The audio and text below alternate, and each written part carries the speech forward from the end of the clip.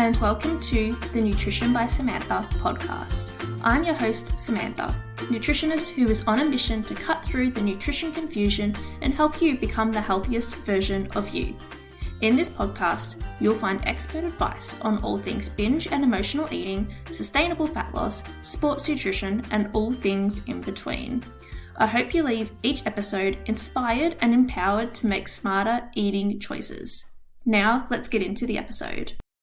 Hello, welcome back to episode 16. On this episode, we'll be talking about how to take care of your nutrition when your mental health just isn't in the best place at the moment. This has come up a couple of times in the past few weeks, so I thought it'd be a good time to talk about it, as it is really important to be able to look after yourself while your mental health is not the best. So I'll be going through some tips and supplements that can really help with that. But first, a bit about me, my week. I got a new car. I'm so excited. So I got a Hyundai Kona. It's so pretty. It's white and there's so many buttons. My old car was a car I got when I was 18. So I've had that for almost 12 years now. And it's an old Toyota Corolla, the one that I had previously. So, and it had like windy windows. It didn't have the buttons for the windows. So this car is like a massive upgrade. There's so many features and things that the car does. And I'm like, oh my God, there's so many buttons. How do I use cruise control? There's just so many things. But I love it. It's great. And we drove it down to Lorne on Sunday. So I went down to Lorne. It's so pretty down there. And we took Ava, my dog, down there. If you have a dog, you will totally relate to this. But if you've been down to Lorne, you would know there's just pretty much any beach town. There's always like a strip of shops that everyone's along, where all the clothing shops and all the food restaurants and everything is. And we wanted to walk along there to figure out what we're going to get to eat. And if you have a dog, you know the fear of your dog shitting on the sidewalk in front of everyone while they're eating their lunch or dinner or whatever, or shopping. That's a big fear because Ava does huge shits because she's a 40-kilo Rottweiler. And so we're like trying to walk her around the grass area, hoping she'll do a shit before we go for a walk along the strip to find something to eat and get some lunch. She didn't do one, of course. And we're like, okay, we're just gonna have to get something to eat. We can't do this for like an hour waiting for her to do a poo. But she didn't do one the whole time we were there. I was so proud of her. When we got home, she got so much attention. Not that she never not gets attention, but gave her so much love and thanked her so much for not shitting on the sidewalk and lawn and embarrassing us, because they stink and sometimes it's like bloody diarrhea, especially if she's really excited, and it's just very embarrassing. Anyway, we ended up getting chicken and chips at this little cafe thing that we got takeaway to sit on the grass in front of the beach and eat it there. And I swear to God, I needed to take out a bloody bank loan to pay for these chicken and chips. It cost me, for takeaway chicken and chips, it cost me $50.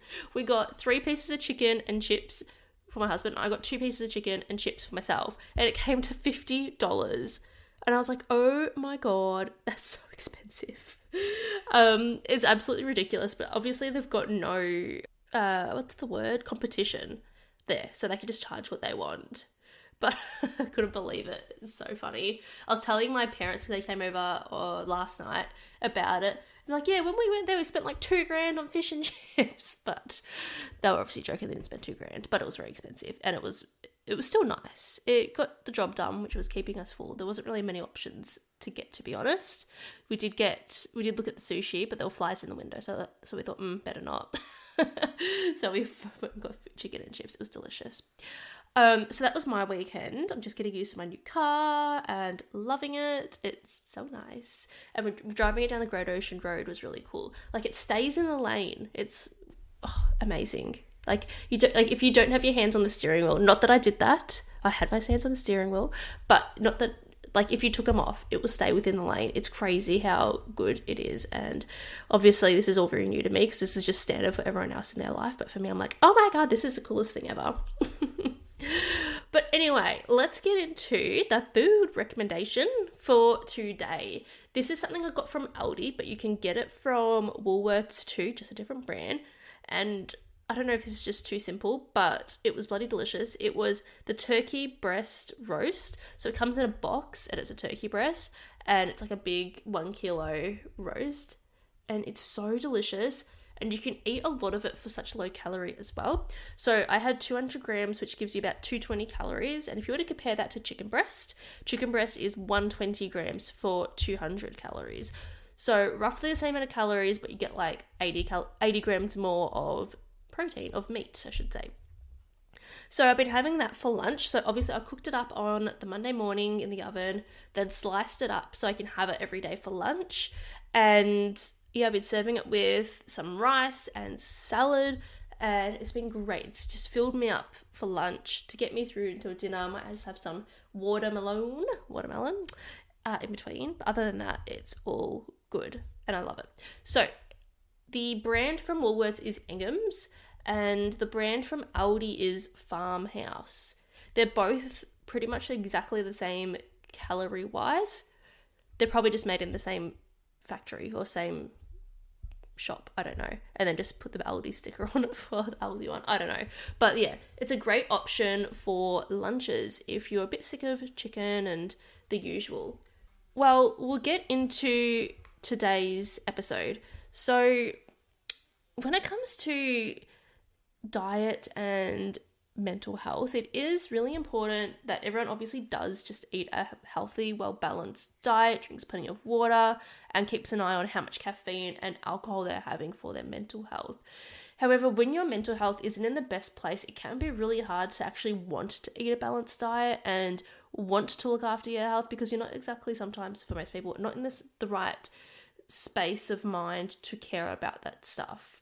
So I want to go through a few tips that can really help with that and really help, I suppose, maintain your health during this time, because I do sometimes get clients that have gone through a period of depression and they've gained a heap of weight, unfortunately. Then they've come out of the depression and they're trying to lose weight now and they're trying to lose what they gained during that time, and it is really hard, and I'd hate for that to happen for you if this is something that could happen to you as well. I mean, I think everyone goes through some sort of period where their mental health isn't in the best position, so I'm sure if this podcast doesn't help you right now, maybe one day in the future it may help you. Hopefully you never need this podcast, but if you do, it's here for you to look back on. So for people with mental health challenges, it's even more important to focus on a diet, because eating and drinking healthily and nutritious foods improves the symptoms of mental health disorders, whereas eating unhealthy foods and drinking they do make symptoms worse. There is some strong evidence to show that a diet that's high in fruits, vegetables, nuts, legumes, and poultry, eggs, and dairy products, and the occasional red meat is associated with a reduced risk of depression. Now, what I've just mentioned is pretty much the Mediterranean diet. So that's a really great diet to follow. When I say diet, it's not like a weight loss diet. It's like a way of eating. It's like the Mediterranean style. And it is really important. It is a really well-researched diet that has been associated with so many different benefits, and also being associated with reduced risk of so many different illnesses as well. So it is pretty much what I preach to my clients and what I mainly focus on. And there is also some evidence that omega-3 fatty acids can also improve your mental health too. So there was a study that found oily fish like tuna, salmon, mackerel, sardines, herring, and in smaller amounts, some whitefish like cod, snapper, bassifillets, is that what they're called? Yeah. And having these oily pieces of fish 2 to 3 meals a week will help with improved mental health and getting enough of these omega-3 fatty acids in. Whereas diets high in refined carbohydrates, so like packaged foods and packaged carbohydrates like chips or pastries, or oh my god, I can't even think of what refined carbohydrates are. I suppose they're not really like like lollies, chocolates, that sort of thing as well, can increase this risk of symptoms of depression as well.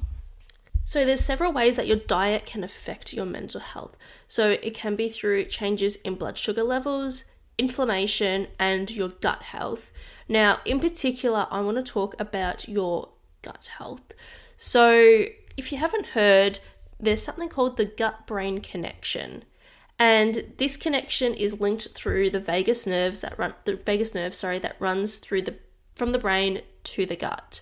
So if you ever had a feeling like you get butterflies, or you're nauseous, or nervous, and you feel it in your stomach, I'm sure you've heard someone say, I'm going to go do a nervous poo. When you get so nervous and you go to the toilet. This is because of that connection between our brain and our gut. So our gastrointestinal tract, which is our gut, is very sensitive to pretty much all our emotions like anger, anxiety, sadness, elation, nervousness, all of these things. And these can trigger symptoms in our gut. And a troubled intestine can send signals to the brain, just as a troubled brain can send signals to the gut. So therefore, a person's stomach or intestinal distress can be the cause or product of anxiety or stress or depression. And that's because the brain and the GI system are pretty much connected very closely. So to support our mental health, our gut health needs to be in a really great position. It needs to be nice and healthy. So that means, a healthy gut pretty much means a diverse gut. And diversity helps keep the gut balanced and healthy. However, if your gut is not balanced, this is called dysbiosis. And this is when opportunistic microbes can take advantage and proliferate, and then that results in inflammation. So controlling inflammation can help to improve mood and anxiety levels too. And the good news is this is something that you can control, which is through your diet. And one way to improve your gut health through your diet is to increase the abundance of diverse microbes and reduce your inflammation. So the way that we can do it is by having a predominantly plant-based diet with lots of fiber in it. So think what I mentioned before, like fruits, vegetables, nuts, legumes, all really great, including things like herbs, spices. They all help to diversify the microbes in our gut and make it a healthy, pretty much like ecosystem in our gut to thrive, and that will help for our mental health too. So studies have found to optimize your gut health, you should be having about 30 different types of plants in your diet in a week. Now that might sound like, oh my god, that's so many different types of plants to have in my diet, but really it's not. And you can easily hit this, and you probably already are getting pretty damn close to it as well.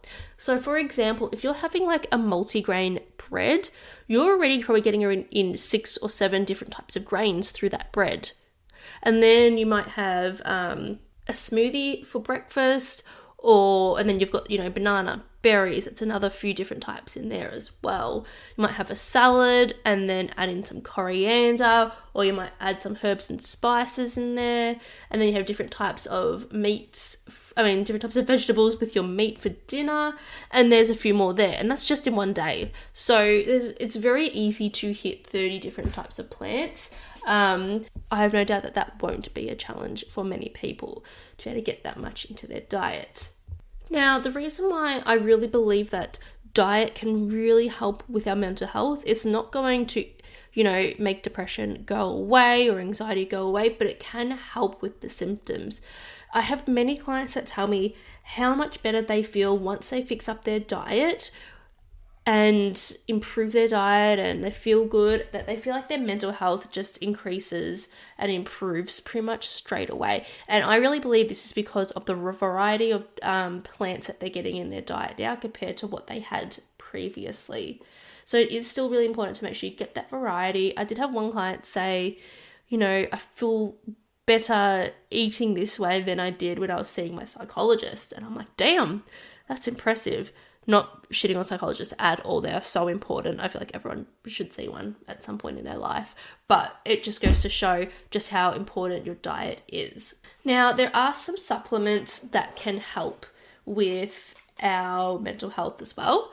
So having some probiotics can be really helpful. So when you're looking at a probiotic, getting one with lots of different strains in the probiotic can be really helpful, because then you're getting a nice diverse amount of probiotics in the capsule and then into your gut as well. So you can see how many strains are on it on the back. It usually says how many strains are on there. I personally like the BioGlan probiotic brand. They have lots of different strains and it seems to be really beneficial, and my clients that have it like it too. So that's one recommendation for a probiotic. The second is vitamin D. So if you are vitamin D deficient, you need to be taking your supplements.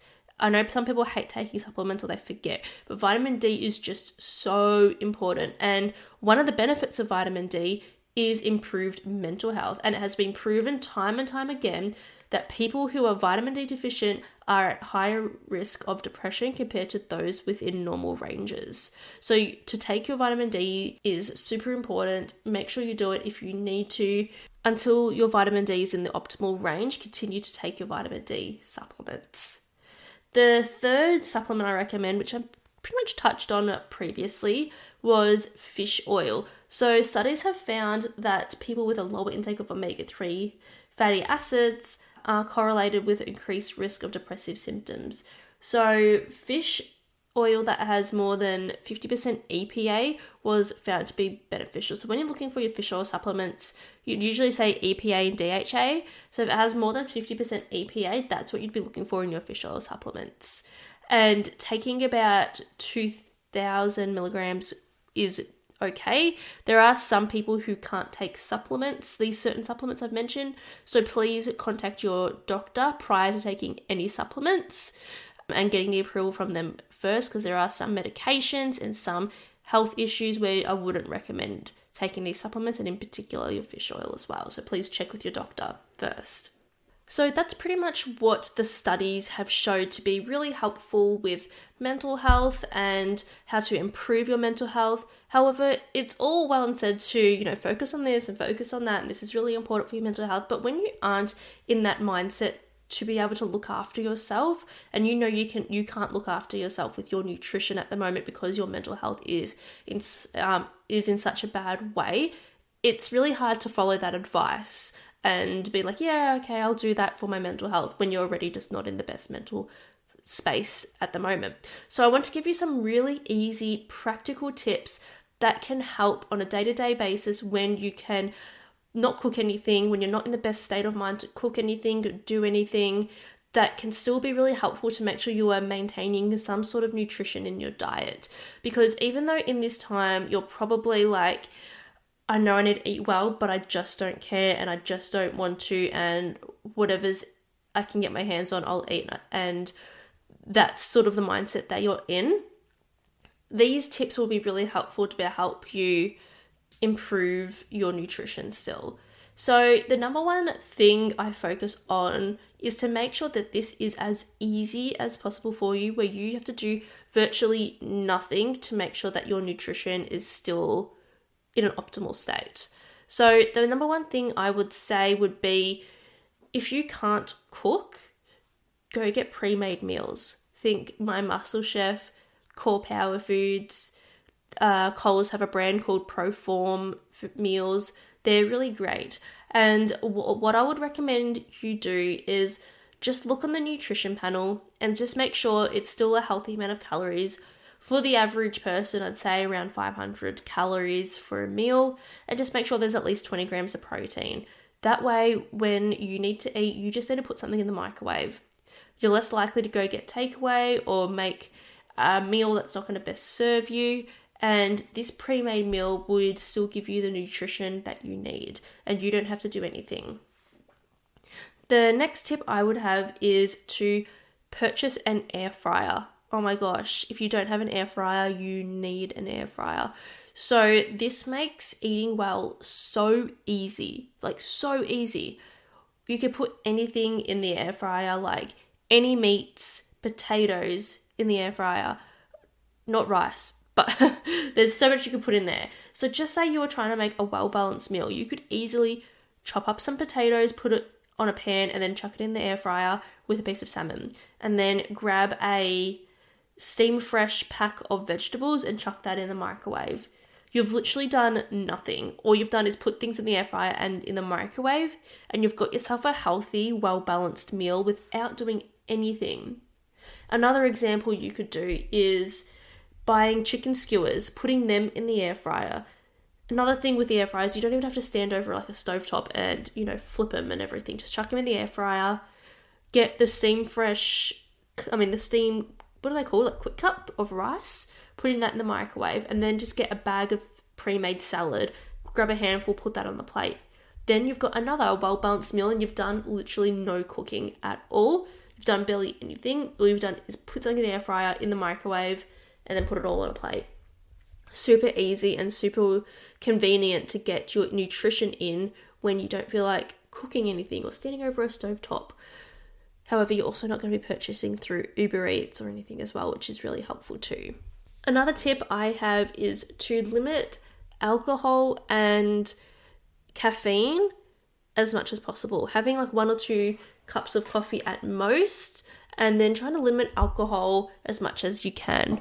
Because I find alcohol can leave you feeling great in that moment, but then the next day or after the high of the alcohol comes down, you feel even worse than you did before.